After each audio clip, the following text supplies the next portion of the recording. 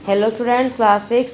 बच्चों, आज हम आपकी हिंदी में बाल राम कथा का चैप्टर 9 राम और सुग्रीव रीड करेंगे। ठीक है, इसकी रीडिंग करेंगे।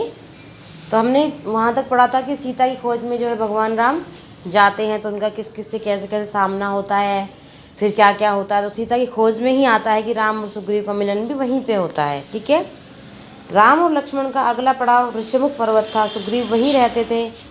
कबंध और सबरी की बात दोनों भाइयों को याद थी। दोनों ने सुग्रीव से मिलने की सलाह दी थी। कहा था कि वे सीता की खोज में सहायक होंगे। दोनों राजकुमार शीघ्रता से वहां पहुंचना चाहते थे। सुग्रीव का मूल निवास ऋषिमुख पर्वत नहीं था, किष्किंधा था। ऋषिमुख में वह निर्वासन में अपना समय बिता रहे थे। सुग्रीव किष्किंधा के वानराज के छोटे पुत्र थे। बड़े भाई का नाम बाली था। पिता के न रहने पर ज्येष्ठ पुत्र बाली राजा बना। पहले दोनों भाइयों में बहुत प्रेम था। राजकाज में किसी बात को लेकर मनमुटाव हुआ, फिर झगड़ा हो गया। इतना गंभीर कि बाली सुग्रीव को मार डालने पर उतर आया। जान बचाने के लिए सुग्रीव को ऋषिमुख आना पड़ा। ऋषिमुख आकर भी सुग्रीव का डर कम नहीं हुआ। वह चौकस रहता था। विश्वास पात्र वानर सेना निरंतर पहरे पर रहती थी। सुग्रीव स्वयं भी पहरा देता था, इस डर से कई बाली के गुप्तचर सैनिक वहां न पहुंच जाएं। एक दिन सुग्रीव पहाड़ी पर खड़ा था। उसने दो युवकों को डराते देखा। ये दोनों अवश्य बाली गुप्तचर होंगे, मुझे मारने आ रहे होंगे। सुग्रीव ने तत्काल अपने साथियों को बुलाया। हमें ऋषिमुख छोड़ देना चाहिए, यह स्थान अब सुरक्षित नहीं है। बाली यहाँ भी आधमका है। सुग्रीव ने अपने साथियों से कहा, मैंने दो युवकों को इधर आते हुए देखा है, उनके हाथों में धनुष है। सुग्रीव घबराया हुआ था, पर उसके प्रमुख साथी हनुमान से सहमत नहीं थे। मैं जाकर पता लगाता हूँ कि वे कौन हैं। बाली की सेना में सैनिक नहीं है। हनुमान ने दोनों युवकों को देख लिया था। हनुमान पर सुग्रीव को भरोसा था। उसने बात मान ली। राम और लक्ष्मण पहाड़ी पर चढ़ते थक गए थे। पहाड़ी सरोवर के पास रुके, थकान मिटाने मुँह हाथ धोने। तभी वेश बदलकर हनुमान वहाँ पहुँच गए। शिष्टता से प्रणाम किया। पूछा, आप दोनों कौन हैं? वन में क्यों भटक रहे हैं? आपका वेश मुनियों जैसा है, लेकिन चेहरों से आप राजकुमार लगते हैं। हम सुग्रीव से मिलने जा रहे हैं। हमें उसकी सहायता की आवश्यकता है। क्या आप उन्हें जानते हैं? राम ने विनम्रता से पूछा। प्रारंभिक बातचीत में हनुमान स्थिति भाप गए। वे अपने मूल रूप में आ गए। प्रणाम करते बोले, मैं हनुमान हूँ, सुग्रीव का सेवक। उन्होंने आपका परिचय जानने के लिए यहाँ भेजा था। लक्ष्मण ने उन्हें अपना परिचय दिया। वन में आने का कारण बताया। यह बताया कि कबंध और सबरी की सलाह पर यहाँ आए हैं सुग्रीव से मिलने, उनसे सहायता मांगने। हनुमान के चेहरे पर हल्की सी मुस्कुराहट आ गई। कोई उसे सहायता मांगने आया है जिसे स्वयं सहायता चाहिए। हनुमान समझ गए, राम और सुग्रीव की स्थिति एक जैसी है। दोनों को एक दूसरे की सहायता चाहिए। दो मित्र हो सकते हैं, एक अयोध्या से निर्वासित, दूसरा किष्किंधा। यानी कि एक अयोध्या से निकला हुआ है, दूसरा किष्किंधा से निकला हुआ है। एक की पत्नी को रावण उठा लेगा, दूसरी पत्नी उसके भाई के पास कैद है, भाई ने छीन ली है। दोनों के पिता नहीं हैं। हनुमान ने राम और लक्ष्मण को कंधे पर बैठाया। कुछ ही पलों में ऋषिमुख के शिखर पर पहुंच गए। हनुमान ने दोनों को सुग्रीव से मिलाया। दोनों ने अग्नि को साक्षी मानकर मित्रता का वचन दिया। सुग्रीव ने कहा, आज से हमारी सुख दुख साझा हैं। राम ने सुग्रीव को सीता हरण के संबंध में बताया तो सुग्रीव अचानक उठ खड़े हुए। उन्हें कुछ याद आया। बोले, वानरों ने मुझे स्त्री के हरण की बात बताई थी। वह निश्चित रूप सीता ही रही होगी। रावण का रथ इसी पर्वत के ऊपर से गया था। राम और लक्ष्मण ध्यान से उनकी बातें सुन रहे थे। सुग्रीव बोलते रहे, सीता श्रम को रावण के चंगुल छुड़ाने का यत्न कर रही थी। वानरों को देखकर उन्होंने अपने कुछ आभूषण नीचे फेंक दिए थे। गहनों की एक पोटली राम को सामने रखते हुए उन्होंने कहा, देखिए, ये गहने सीता जी के हैं। राम ने आभूषण तुरंत पहचान लिए। कुछ गहने लक्ष्मण नहीं पहचाने। गहने देखकर राम शोक सागर में डूब गए। उनके मुख से निकला, धिक्कार है मुझे हे सीते, मैं संकट में तुम्हारी रक्षा नहीं कर सका। मेरा पौरुष बल पराक्रम ज्ञान तुम्हारे काम नहीं आया। सुग्रीव ने सांत्वना दी, सीता अवश्य मिल जाएगी। मैं हर प्रकार से आपकी सहायता करूंगा। मित्र, रावण का सर्वनाश निश्चित है। राम के बाद सुग्रीव ने अपनी व्यथा कथा सुनाई। बाली ने मुझे राज्य से निकाल दिया है, मेरी स्त्री छीन ली, मेरा वध करने की चेष्टा कर रहा है। संकट के समय हनुमान, नल और नील ने मेरा साथ दिया, मुझे कभी नहीं छोड़ा। उसने राम से सहायता मांगी। राम बोले, चिंता मत करो मित्र, तुम्हें अपना राज्य भी मिलेगा और स्त्री भी। राम देखने में सुकुमार थे। उन्हें देखकर उनकी शक्ति का पता नहीं चलता था। सुग्रीव को राम के आश्वासन पर भरोसा नहीं हुआ। बाली महाबलशाली है, उसे हराना इतना आसान नहीं है। वह साल के 7 वृक्षों को एक साथ झकझोर सकता है। राम ने कोई उत्तर नहीं दिया। धनुष उठाया और तीर चला दिया। साल के 7 विशाल वृक्ष एक ही बाण से कटकर गिर पड़े। इस शक्ति प्रदर्शन पर सुग्रीव ने हाथ जोड़ लिए। राम ने कहा, मित्र, अब विलंब कैसा? बाली को युद्ध के लिए ललकारो। किष्किंधा की राजगद्दी का निर्णय उसी युद्ध में हो जाएगा। सुग्रीव चिंतित हो गए। युद्ध में बाली को हराना संभव था। राम बोले, चिंता मत करो मित्र, मैं पेड़ की ओर से युद्ध देखूंगा। जब तुम संकट आएगा तुम्हारी सहायता करूँगा, बाली की मृत्यु मेरे ही बाण से होगी, वह मारा जाएगा। योजना बनाकर सब किष्किंधा पहुँच गए। सुग्रीव आगे था, राम लक्ष्मण और हनुमान छिप गए थे। मेरे पीछे राम की शक्ति है सोचते हुए उसने बाली को ललकारा। बाली के क्रोध के सीमा ने आ रही, वह गरजता हुआ निकला, आज शिकार स्वयं मेरे मुंह तक आया है, मैं तुझे नहीं छोड़ूंगा। भीषण मल्ल युद्ध हुआ, दोनों दूसरे से गुथ गए। युद्ध में बाली भारी पड़ रहा था, लगता है सुग्रीव का अंत निश्चित है। राम पेड़ के पीछे खड़े थे, धनुष हाथ में लिए, पर वह तीर उन्होंने नहीं चलाया। सुग्रीव वहां से किस तरह जान बचाकर भागा, सीधा ऋषिमुख पर्वत आकर रुका। राम लक्ष्मण और हनुमान भी लौट आए। सुग्रीव राम पर कुपित था, यह धोखा है, आपने मेरे साथ धोखा किया, समय पर बाण नहीं चलाया, मैं नहीं भागता तो आज वह मुझे मार डालता।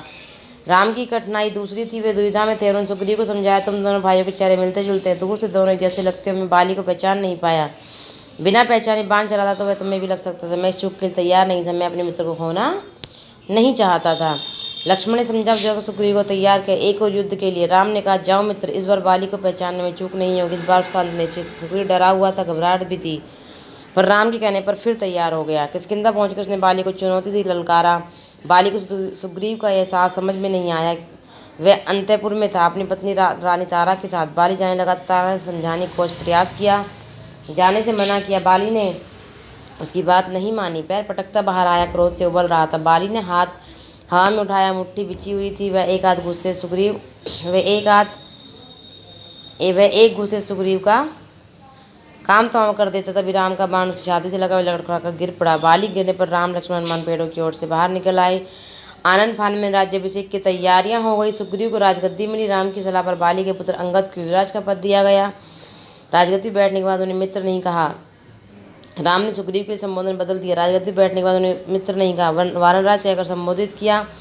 सुग्रीव का मन था कि राम कुछ समय वहीं रहें उनके साथ। राम ने मना कर दिया, कहा, यह पिता की आज्ञा के विरुद्ध है, उन्होंने मुझे वनवास दिया है, मैं वन में ही रहूंगा। राम किष्किंधा से लौट आए। वर्षा ऋतु का कारण आगे जाना कठिन था। लंकारोहण कुछ समय के लिए स्थगित कर दिया गया। इस अवधि में वे प्रसरवण पहाड़ पर रहे। वर्षा ऋतु आई, राम प्रतीक्षा कर रहे थे सुग्रीव की वानर सेना की। सीता की खोज की। सुग्रीव ने राजतिलक के दिन राम को इसका आश्वासन दिया था, लेकिन वह अपना वचन भूल गया। राग रंग में उलझ गए। राम चिंतित थे, दुखी भी। हनुमान को सुग्रीव का वचन याद था। राजतिलक के दिन वे वहीं थे, उन्होंने सुग्रीव की याद दिया। सुग्रीव ने वानर सेना एकत्र करने का आदेश दिया। यह काम सेनापति नल को सौंपा गया। 15 दिन और बीत गए, लेकिन सेना राम के पास नहीं पहुंची। राम सुग्रीव के सिवाय शुभ थे। क्रोध में उन्होंने सुग्रीव के नाश तक की बात कही। राम को चिंतित देखकर लक्ष्मण से न रहा गया। उन्होंने धनुष उठाया तो राम ने उन्हें रोक दिया, कहा, सुग्रीव को बस समझाना है, वह हमारा मित्र है। लक्ष्मण किष्किंधा चले गए। सुग्रीव को समझाने वापस धनुष पर पतंग चढ़ाई, डोरी खींचकर छोड़ी। उसकी टंकार से सुग्रीव कांप गया। धनुष की टंकार सुनते ही उसे राम को दिया वचन पुनः याद आ गया। तारा ने सलाह दी कि वे तत्काल जाकर राम से मिलें, क्षमा याचना करें। सुग्रीव ने ऐसा ही किया। राम के जाने से पूर्व सुग्रीव ने हनुमान को आवश्यक निर्देश दिया, वानर सेना एकत्र करने का आदेश दिया। इस बार सुग्रीव सेना एकत्र होने तक नहीं रुके, तुरंत निकल पड़े लक्ष्मण के पीछे पीछे। राम के सामने जाकर भयभीत वनराजा ने क्षमा मांगी। अपनी चूक के लिए राम ने उन्हें उठाकर गले लगा लिया। राम और सुग्रीव बातें कर रहे थे कि उछल कूद करती वानर टोलियां आ पहुंची। हनुमान के साथ लाखों वानर थे, जामवंत के पीछे भालुओं की सेना। इसके बाद लंकारोहण की योजना बनी। वानरों को 4 टोलियों में बांटा गया। अंगद को दक्षिण जाने वाले अग्रिम दल का नेता बनाया गया।